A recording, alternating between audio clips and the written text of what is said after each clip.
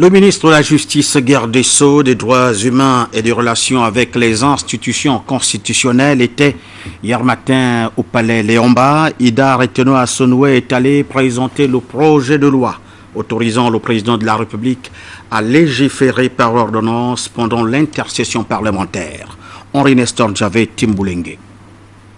Tradition respectée à quelques jours des vacances parlementaires qui débutent le 31 décembre prochain, et cela pour une période comprise entre début janvier et fin février 2014. En effet, au palais Léomba et face aux honorables députés de la Commission des lois, des affaires administratives et des droits de l'homme, et au nom du Premier ministre chef du gouvernement, le ministre de la Justice, garde des Sceaux, des droits humains et la relation avec les institutions constitutionnelles est venu exposer les motifs et soutenir la discussion du dit projet de loi qui autorise le président de la République, chef de l'État, à légiférer par ordonnance pendant l'intercession parlementaire.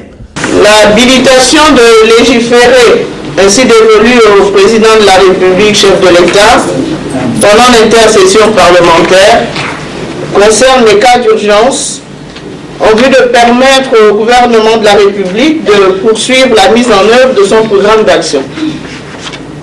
L'objet du présent projet de loi, soumis à l'examen de l'Assemblée nationale pour son adoption, est donc de permettre au gouvernement de solliciter l'autorisation du Parlement à cet effet.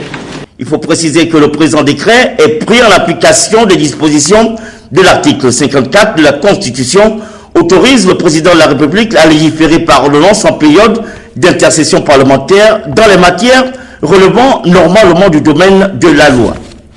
La séance plénière présidée par le président de l'institution, M. Guizouba Dama, outre l'adoption du projet de loi autorisant le président de la République à légiférer par ordonnance pendant l'intercession parlementaire, a également examiné et adopté à l'unanimité des députés présents le projet de loi fixant le cadre d'exercice de la profession d'avocat en République gabonaise. Le dit projet apporte à la profession d'avocat des nouvelles garanties et des précisions devant faciliter l'application d'une norme qui encadre le quotidien de cette profession.